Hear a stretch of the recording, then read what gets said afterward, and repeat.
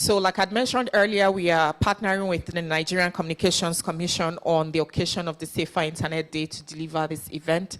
And I have here with us, we have here with us Ms. Ijeoma Bassey. She's the principal manager. She's the principal manager at the Nigerian Communications Commission for the Lagos zone. And she's going to be speaking with us this morning about the Child Online Protection Initiative. Let's welcome Ms. Ijeoma, please.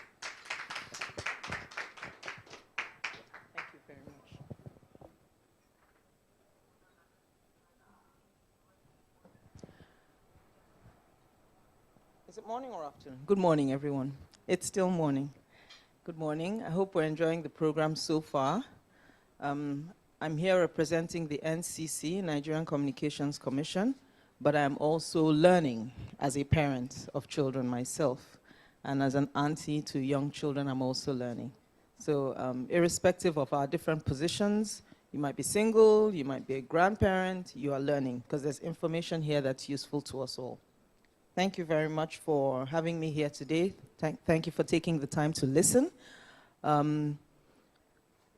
There's a lot of information here in the room today, and NCC particularly is excited about getting this message out. That's why we have partnered with Tech Societal to host this program today and ensure that as much of the sensitization information that we have available reaches end users, reaches parents, reaches teachers, and ultimately reaches the children. Because yes, here we're engaging parents and teachers, but we also aim to reach the children as well. So before I start, I'm particularly tickled that the speaker ahead of me was Google. And the reason being that Google is one of my favorite companies, one of my favorite organizations. And I'll tell you why. I use Google personally. This is just me personally. I use Google. I enjoy the services. And just like Adewolu said, you know, the information that Google sends me in response to my own searches, my conversations, and all that, I find them very interesting and very useful. And at the same time, as a regulator, it also puts me on the alert. So as much as I like Google and as much as I use the services, I'm constantly watching. And watching for where there is a loophole as a user and as a regulator. You know, the giant gets watched the most. You see, the giant is the most visible, so you get seen. So I'm constantly watching in my usage, in my child's usage, even in my husband's usage. I say, how did you do that? Can I do that? Can I do the same thing? Can our child do the same thing? Can our children do the same thing? What can they access? What can they not? Does Google make it possible for them to do this? Check, check, check. So I'm constantly checking. And what does that tell you? That as much as these services are there, digital services are there, very often free, available, and easy to use, you have the responsibility as a user to check. You can't just download or log on or start using something and ride on. You have a responsibility to check. So just like Adewolu said earlier, you're about to download an app or start using a new service or a website. There's something for you to read ahead of time. Terms and conditions that you will agree to. A lot of us don't read those things. It takes time to read. But I would encourage you here, read them. Because I know I've tried to use certain apps. And I say, okay, they say, well, grant permissions. I'm like, okay. No, hold on. Let's see what those permissions are. And I went there and I thought, no. I only need you to correct maybe my grammar while I'm writing. I don't need you to access my contacts, my videos, what do you need all that for? And it says, oh, permission to access and edit documents. I'm like, no, thank you. And I delete. And I don't use the app anymore, really. I find an alternative. I won't use that app. I once downloaded a news app that didn't even give me gave itself access to everything and didn't give me the option to unsubscribe, to delete the app, yes. So I had to go into the Play Store and write a message, and I broadcasted it and said, there's something wrong here. I don't like this. You have access to my permissions. I can't edit the permissions, and I can't unsubscribe. And so they had to reply me and said, tell me what to do. So it's our responsibility. That's one of the things that we espouse at NCC, both for telecoms consumers and for child online protection. For parents, teachers, and children, we have a responsibility. All right, so having said that, I will go into my presentation. So, Nigerian Communications Commission, what do we do? I think, do we need introduction? Regulator for the Nigerian telecommunications industry, Nigerian communications industry. So we regulate the telecom service providers, the MNOs, mobile network operators that you all know, internet service providers, the telecoms infrastructure providers, the international gateway providers, all of that. We regulate that industry. Now, we also recognize the responsibility we have for ensuring or guiding towards cyber security as we regulate these services in Nigeria. So we also have a role in ensuring cyber security or guiding the industry in cyber security. At the same time, we also are driven by telecoms consumer awareness, engagement, education. So all that is married today in today's presentation and in what we do. So we have a responsibility. We see ourselves as responsible and as responsible for sending the message out. All right. So child online protection. I'll try to avoid talking too much about what earlier speakers have said. Temitope has said a lot about what I have on here. Adewolu has also mentioned a lot of stuff. Why do we need to keep our children safe online, and what are the actions we need to take? Create a safe space, ensure that their rights and freedoms are respected. Remember, Temitope said something about the child actually has a right to privacy. What are the expected frameworks, the national strategy that we're formulating to ensure that children are protected online? What are the roles of the different stakeholders involved? Remember, I talked about responsibilities. We all have a responsibility. So what are the roles of the different stakeholders? And then within the technical community, what responsibility should we ascribe to the technical community? How much should they do? As much as we've also identified that as much as the technical community, the digital companies put certain things in place, we often take the decision to override those things and ignore them. Just like the terms and conditions before you start using an app. They've done their own part. They've put the terms and conditions there for you to read. They've told you that once we get into your device, we're going to have access to this, and this. It's up to you to decide whether you're going to go ahead and use that service or you're going to modify the access that they have. So they've done their part. As far as been assigned to them so far, what is your part then? All right, so in creating a safe space for children, we anticipate risks. We look at the need to empower the children, the child themselves. Temitope said earlier on, when you're not there, give the child the empowerment with the information, with the knowledge, with the culture of safety. Empower the child with that. As a parent, teacher, pay attention and be observant. Discuss and engage with your children. I think in the history of humanity, I think this era that we are in now is one of the times when you cannot ignore your children. We have to be closer to our children than ever before, because they have the opportunity now to engage with so much of the world independent of you, the parent or the teacher. They can do absolutely just about anything without talking to you. And they can do it in a closed account, they can do it in a space that you are not connected to. I mean, at what age did many of us here start using computers? And they can find a space to use it that you're not aware of. If you're not talking to them, if you're not engaging with them, if you're not spending time with them, you will never know. So discussing and engaging, ensuring a healthy balance between fun activities online and fun activities offline. Just like was it Adewolu said, or Tokwe said, the internet is the new play space. It's fun. There's a lot of stuff to do on there.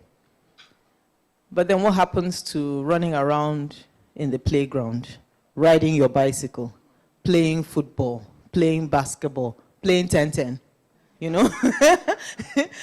How many of our daughters here know how to play 10-10? Exactly. You know? Make that balance. Let's ensure that balance, because as much as the use of the internet and cyberspace is really good for them, like our earlier speakers have mentioned, there are health risks when children don't move. They're at an age when they're supposed to be moving, they're supposed to be running, their skeletons are developing.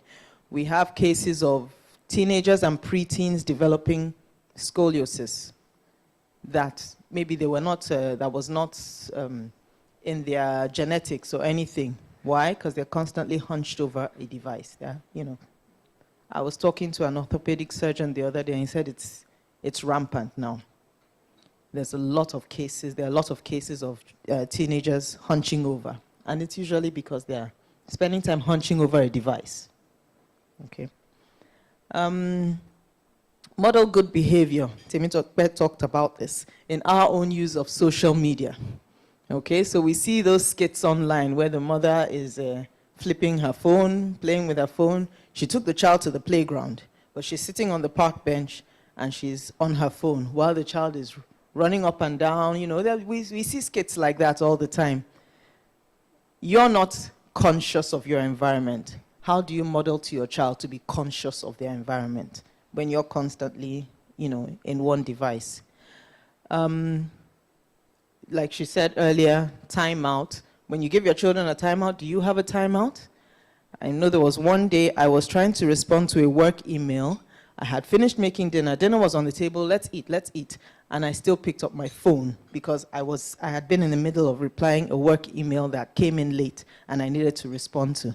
And my son said, "Mommy, no devices at the table." Called me out on my own rules, and I placed the phone face down. I said, "Thank you." And after he went to bed, I replied the email. Nothing died that night, you know. Nothing spoiled. After he went to bed, I replied the email.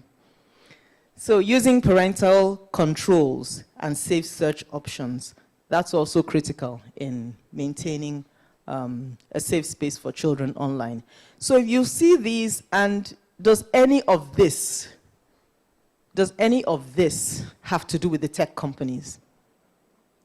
None of it really has to do with the tech companies. All of this has to do with the adults in the children's lives. So that tells you what your responsibility is to start with. All right. Now, the rights and freedoms of children, respecting them online. The ITU has a set of guidelines, right, for that define children's rights online. We also have several international frameworks that specify what children's rights are online. In the Nigerian document, the National Child Online Protection Policy and Strategy, which was just recently approved, we also specify there what are the children's rights. So we also have the responsibility to educate our children about their rights. When they're chatting online and someone asks them for information about themselves, they have a right to withhold that information. They don't have to give that information out. They think that they need to, otherwise they won't be accepted. But you have a right to withhold your information. It's yours. Just like I have a right to give you my phone number or not. It's my phone number. I can decide not to give it to you. Just the same way I don't have to share it online. So children need to understand certain rights. They need to understand that they have their rights to privacy while they're online. Several rights, so it would be important for us to educate ourselves further on that.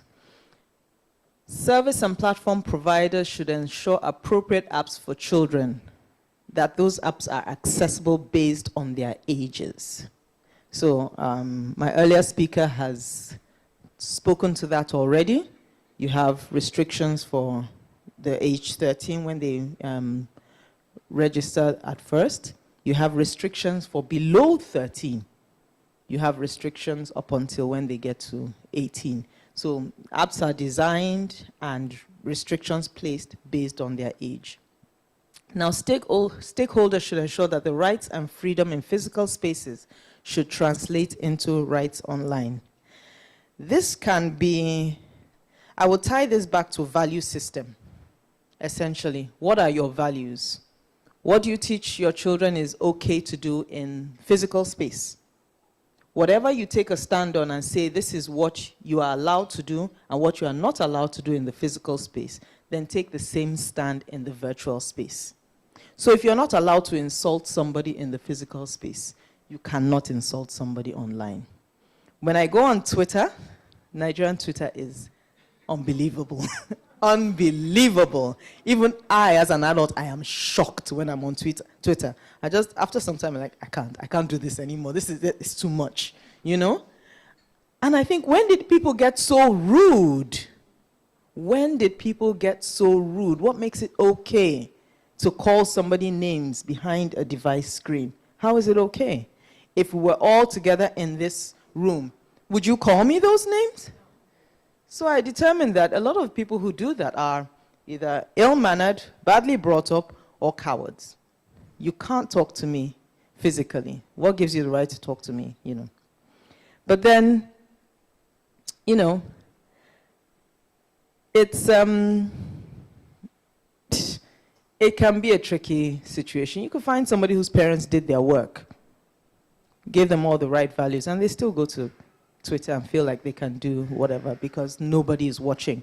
Parents are not watching, you know.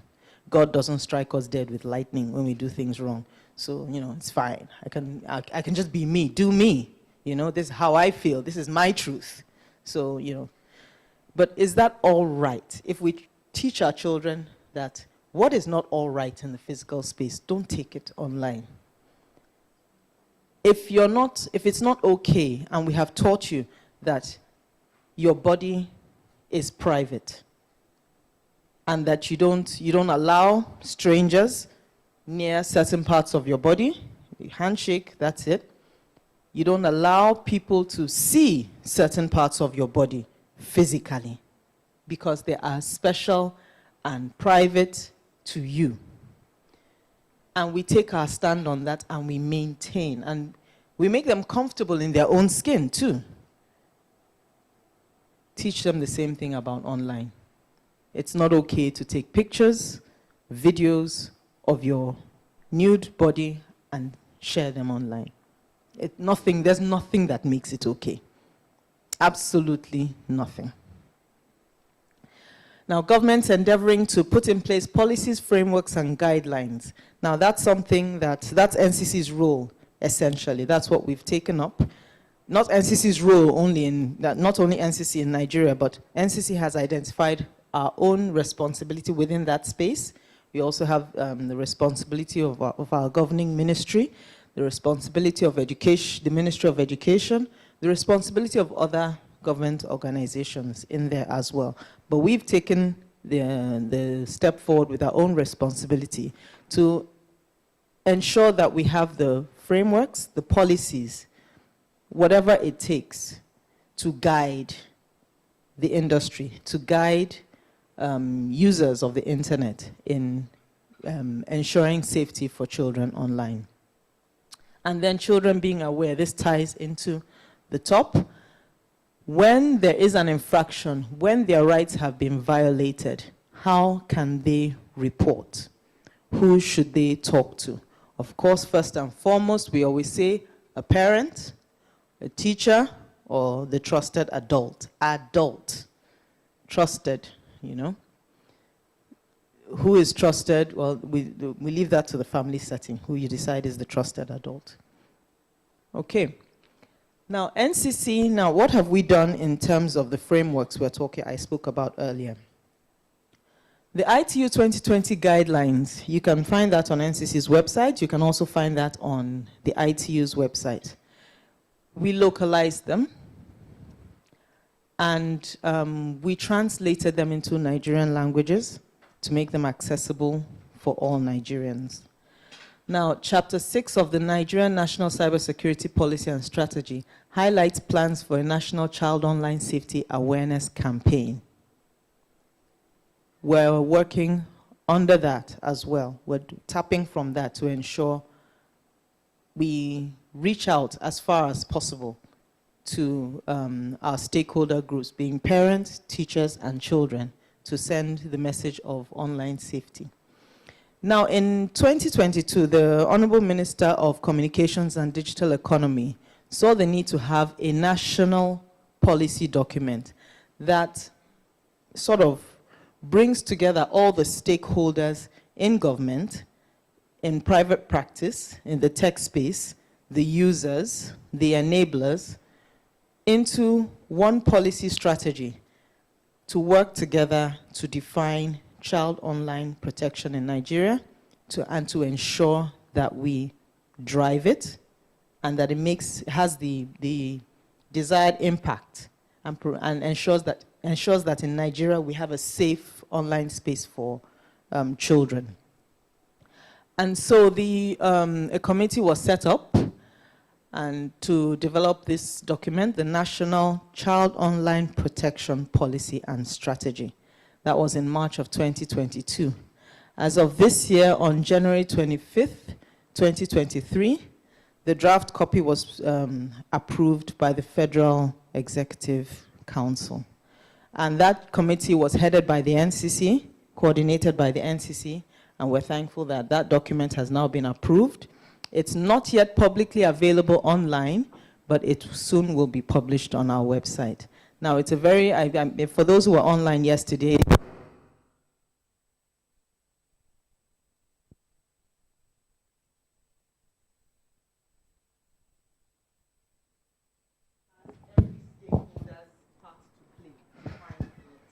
so once it is published, we will share the link where that document will be published in our website. It's not there yet, but we'll share that link, and if you save that and check that every so often, you'll find the document will be published there.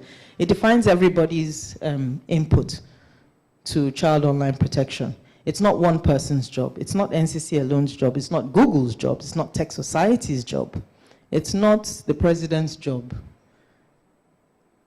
You know, and it's not the device manufacturer's job either. It's everyone's job, so everyone has a role to play. What the government does is coordinate. All right, so let's look at these rules that we've been talking about. So, governments and agencies, what are we expected to do? Develop policies, provide the enabling environment for the child online protection initiatives, support stakeholders to ensure that the policies that have been put in place are implemented. In NCC, I can speak for NCC, we've done that. For the Federal Ministry of Communications and Digital Economy, I can speak, we've done that. So we've developed the policies, especially detailing everybody's role, the enabling environment, and supporting stakeholders. Who are the stakeholders? The schools, the tech companies, churches, if you like, families, mosques, religious organizations. Who has children around them?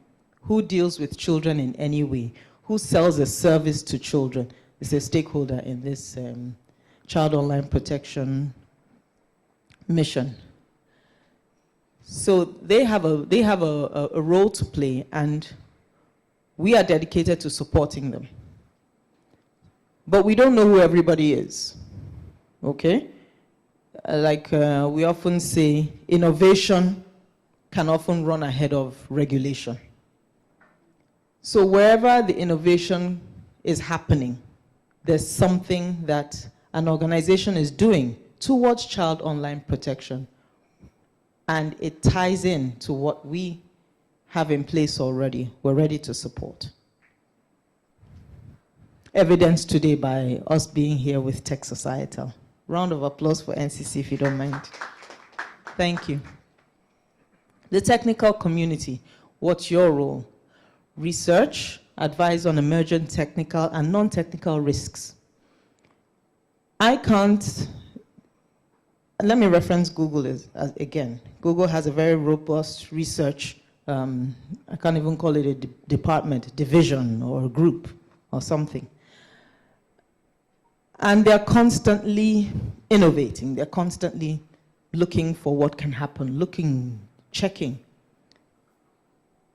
Companies like that will always have the advantage of being able to project the risk before we even can imagine that somebody would do something like that. So we identify it as a role for them. Constant research and constantly alerting users, the public, to what the risks are. Because we can't do it by ourselves. And then tips to parents for configuring devices. Adewolu has given us some tips here. Yesterday, TikTok gave us tips, and the person from Meta also gave us tips yesterday during the virtual session. So doing that constantly will give the users the right information to keep themselves safe. Now, parents, what are the responsibilities of parents? Of course, it's usually the parents who provide the first device that the child ever uses, whether it's the phone, the tablet, the laptop, or the desktop computer. Make the effort to be internet savvy. It's difficult. It's getting harder and harder. I thought I was internet savvy until my preteen started to tell me about some things. I thought, what's that? And sometimes I come to the office and ask the guys in my office, please, have you heard of this, that, and the other? They say, yes, I said, tell me, so that I'm not lost. It's getting harder and harder to be internet savvy. Our parents didn't have to deal with that, but we constantly have to keep up with them. The other day, I found myself watching a genre of movies or series that I never watched, that I actually don't like to watch, but I found myself sitting down to watch it. Teen movies. I can't stand teenage movies.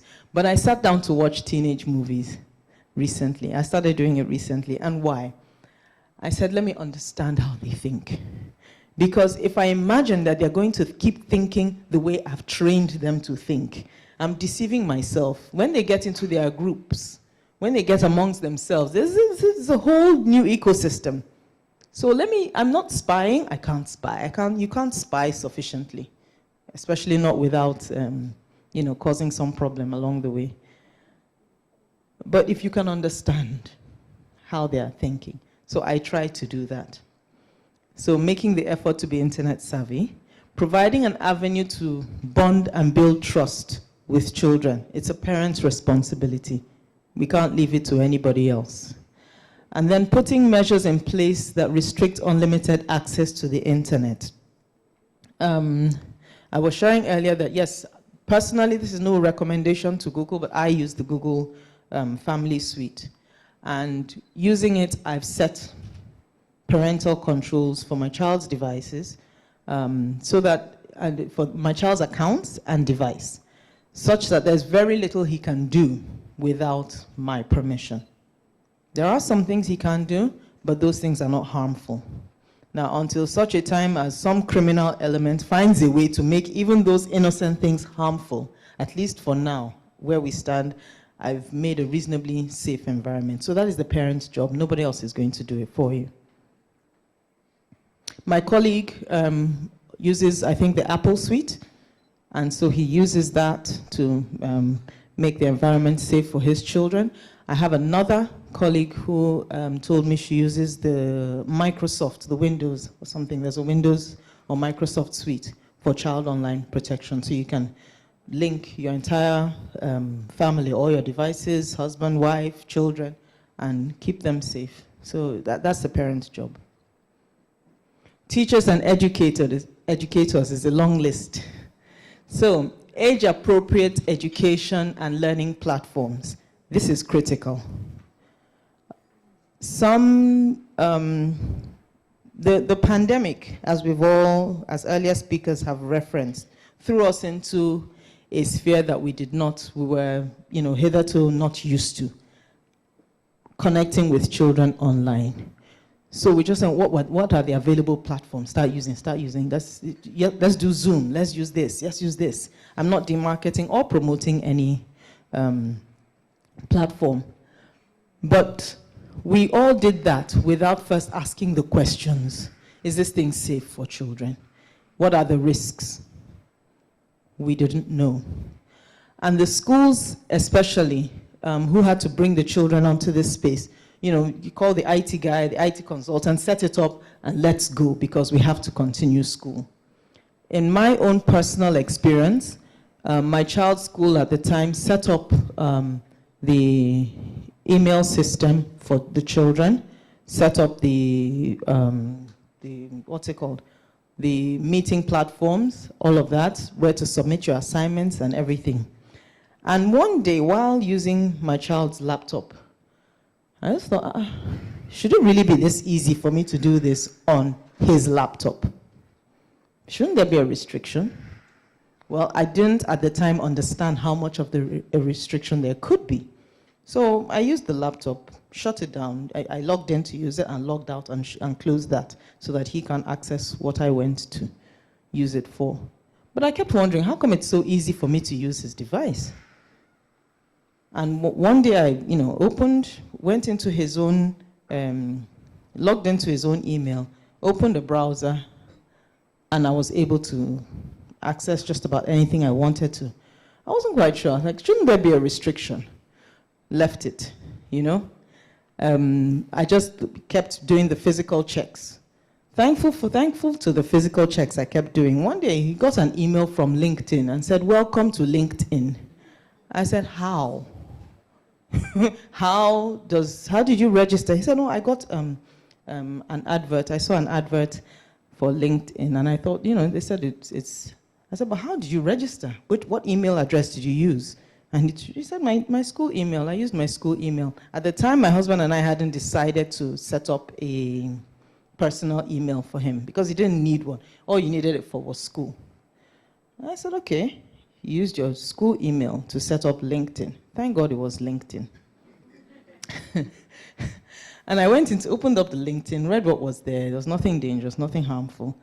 But then I went into the email and started into his profile and started, checking. And it wasn't a child's profile. It was an adult's profile. The school didn't know there was a difference. So schools need to understand that there is a difference between a child's profile and an adult's profile. So I reported it. And I was probably the only parent in school that realized it, because it was only after I reported it that they changed the profiles, the restrictions for the children, changed the profiles to children's profiles. The email addresses remained the same, but they did not know up until that point. So schools, it is really important. As you open the email addresses, you give them access to the meeting platforms. Please ensure that there is that security. An outside party cannot just jump in to their school, their video meeting platforms, because in some schools now, the children can set up a study meeting by themselves. And that's fine within the school platform, the school's portal. But if they have done that within the school's portal, and it's possible for an outsider who is not in the school's system to access that portal, then the school has failed. So as schools, there is a heavy responsibility on you for this. As far as you can, please encourage parents to purchase age-appropriate devices. Not everything, there are some I don't use very high-tech devices, but there are some that are so high-tech that, you know, they can access a whole lot more than some regular devices. Advise parents on purchasing age-appropriate devices. Does a child really need a very sophisticated device that can do a whole lot? Do they? Or do they just need something for school and for playing, you know, playing their games and watching their videos? And of course, coding, you know? So as far as it can, look at devices that can solve the immediate need, the need of the child, not something extra fancy. I have an experience of a school who gave parents specifications for the device for them to use in ICT in class. And the father looked at it and said, I don't have this device. I don't have this device. I don't use this device. It's too advanced. And the school said, no, we asked the IT guy, and he says this is the best. I said, it's the best device. It's not the best for children. So there's something appropriate for children, suited to children. Okay, now someone asked this question when we were online yesterday. So use your computer science curriculum, or your ICT, whatever you call it in your school, ICT curriculum to teach online safety. The resources are there. NCC, we've come with a few of our resources today. A lot of organizations, tech companies also have their own resources, so you can look at that and use it and adapt it to your curriculum and use it to teach children about online safety. Now, for the social media platforms, what have we identified as their role? To put in more child protection mechanisms for children under 18, for example. And I would even dare to say for children under 13. Because there are some things that children under 13 shouldn't access. But should we restrict children under 13 from using the internet? No. But they shouldn't see things that 13 plus can see. And then also, someone raised this earlier, checking if a child has entered a false age. Someone mentioned the capturing biometrics, and we have our reasons for not being in favor of that, because that sends the child's biometric to, to another entity without the parent's permission. But then, for instance, if you have a family account, or if your profile is linked to yours and your child wants to register to something and you're notified, the parent can grant permission if you want the child to do that. But the social media platforms need to, have that in place. So the child can't go and say, yes, I'm 18 when I'm really only 12, or I am 13 when I'm really only 9. So that's more about the role of the technical community. Now, the Nigerian context. We spoke earlier about the ITU guidelines that NCC has revised and localized in order to make it more Nigerian. So the ITU guidelines and documents were initially titled after a character called Sango. So that was the name that was proposed internationally. But we took the same document and said, look, let's look at it online. Let's even talk to our children online. Share it with our children. What do you think? Do you like it? Should we change the name? Should we change his uniform? Should we make him look different? How can we make him more approachable to you? And the children in Nigeria whom we engaged with said, let's call him Agent COP. Agent Child. Let's treat him like a secret agent. So we came up with the name Agent COP, COP being Child Online Protection. So he's like a secret agent, or a cop, COP cop. He's a cop for fighting cybercrime against children. So that Agent COP has a number of books and workbooks attached to it, and we localized this for our Nigerian children. They were initially published with, I can't remember the original names, just say names like Sam and Bill and Hannah and Dora, but we gave them names like Obi and Femi and Hassana, names like that. Then the Europol document, Keeping Children Safe Online. We also customized that for Nigeria, and we publish that and make that available. It's available on our website as well. The Nigerian Child Online Protection Policy and Strategy, I've talked about that before. That has been approved and will soon be available for public viewing and use. Interactive puzzle games for children. During the pandemic in 2020 specifically, we had a number of online engagements with children. We called them the virtual hangouts. So we had groups of children come and just talk, on cyber safety, on their own experiences so far, since they had been in virtual school. And we had them in groups from age 7 to 12, and then from 13 to 18. Have them, or 13 to 17, have them come and talk with us, and let's share some information with them and hear feedback from them. And we heard a lot from our children then. We also gave them interactive games and puzzles. And it was astounding how many children could, play these games so easily, how much of their interest was piqued. So, we all know how interested children are with games, and that just speaks to children's natural curiosity and creativity.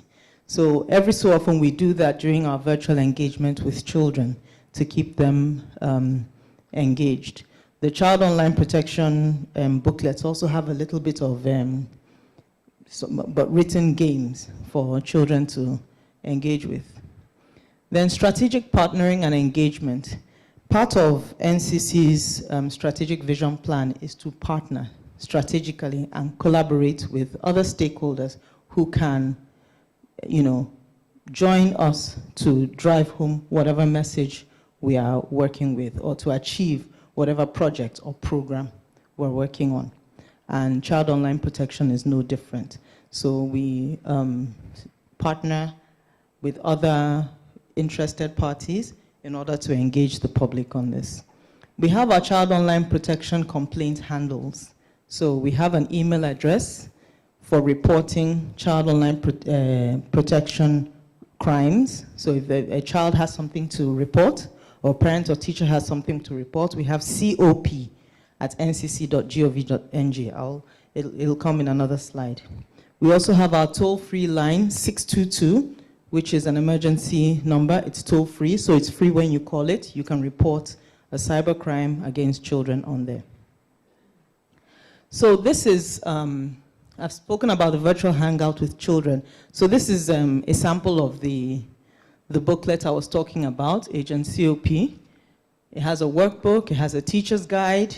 Teachers can use that. You can use that during your ICT class, your computer science class, and work with children through this. It's not a computer science curriculum. It's about online safety, okay? Okay, so you can see the reason why we changed it from Sango to Agent CAP. Sango sounded nice internationally, but when it came to Nigeria, Sango to us is Shongo. So we said, no, we're not teaching our children Shongo. Shongo is yes, it's our name here, but that's not what we're espousing. So we changed it to Agent COP. So that's Agent COP there with his martial arts gear, ready to kick cybercrime against children out the window. All right, and these are our children. Featured in our books. We have Toby, Doshima, Fatima, Eniola, Obi, and Aliyu. So these are the characters in the books that the children will engage with. And then we also have translated those books into our Nigerian languages, the main Nigerian languages, and Pidgin English. So we call it the Pi Wazobia. So Pi being Pidgin English, then Wazobia. So in Pidgin English, it's Obonge person for COP. That's the Agent COP. In Yoruba, it's, sorry, help me, Ashoju. Ashoju COP. I was part of it, but the intonation is difficult. Ashoju COP. In Hausa, it's Wakilin COP. And in Igbo, it's Onyisi COP. So if children are, it's easier to engage, if it's easier to engage children in local languages, we have it. Whatever language, it is easier for the teachers, the community leaders, the Sunday school or Quranic school teachers to engage the children with, we have it. So please, it's available. All right, so this is just a little more information about it. And now this is particularly for parents. It's a Europol document, and it's called Keeping Children Safe Online, Advice to Parents and Caregivers. The initial document was a more international look. We localized it for Nigeria, putting Nigerian family on the picture there, Nigerian-looking family on the picture there, for, and some of the information too is a bit localized for better acceptance and appreciation by our parents. This is critical. It's a very important document. We have just a very few physical copies here today, but I'll emphasize that it's available on our website. You can download it. It's the exact same thing. There's no difference. You can download it on our website and read it at your convenience on your phones, as we read many other things on our phones. You can read this on your phones, your laptops, your tablets. Okay, now to access these documents, you can go to our website. This is where you can reach them. So if you're interested in clicking a link or copying down the link, you can do that, or you can scan the QR code and it'll take you to the link where you can find it, to the place on our website where you can find it.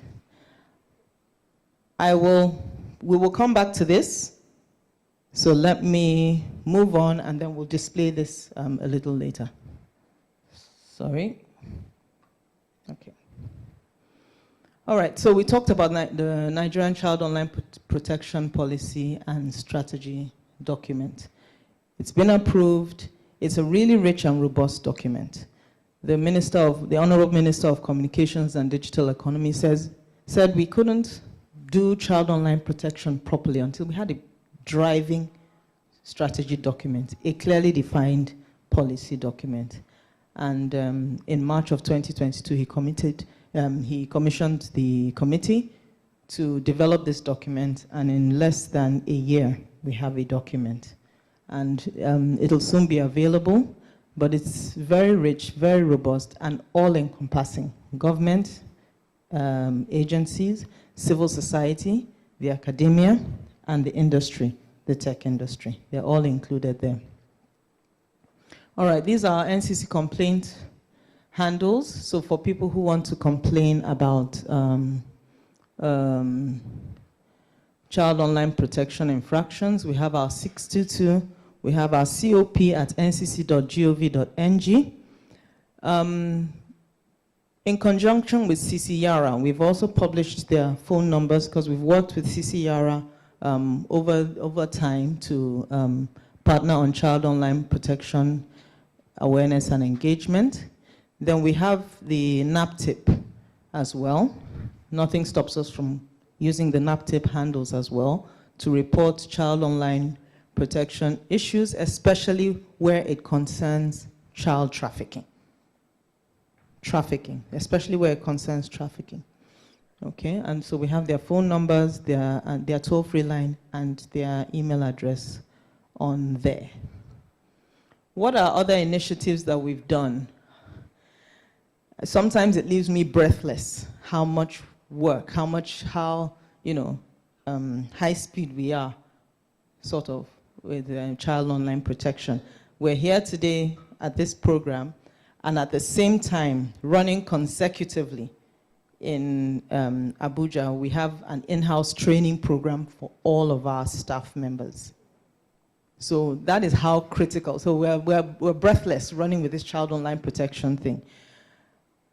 It's critical. We've considered it so critical that we have the Parenting 101 workshop for our in-house staff, modeling to other organizations what is important to do with child online protection, how to keep your children safe by engaging the parents first. Let the parents be the first step teachers.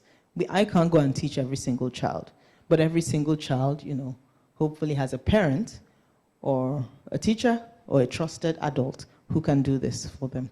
So we're modeling this to other organizations, so we would encourage every organization represented here, please teach your own, the parents that are under you, teach your workers, your employees, teach them so that they can take that information home, they can take that knowledge home and be able to use it. We disseminate our child online protection material. We also talk at PTA association meetings. So, some schools email us or invite us to come and sponsor them for this or do that or do whatever. So, well, we can come and talk to you about child online protection at your PTA meeting. That's going to give you a whole lot more than just funding, sports day or something. If we give you information that's going to save your children from being attacked by cybercrime, that does a whole lot more for you. So we do that. And then we have ambassadors, young ambassadors. They're between the ages of 13 and 18. So we have them as they come to our trainings, we train them, we hear feedback from them on the new things that are happening amongst young people, what young people are talking about, and we train them and educate them to talk to their peers. So they are, in their own way, little child online protection specialists. So they'll see something like, there's something wrong with that, and they give us feedback. I've seen something, I just saw something new.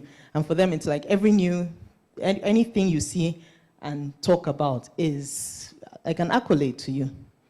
Because it means you're watching, you're monitoring, you're seeing. You're responsible, you know what's happening, and you know how to deal with it, you can report.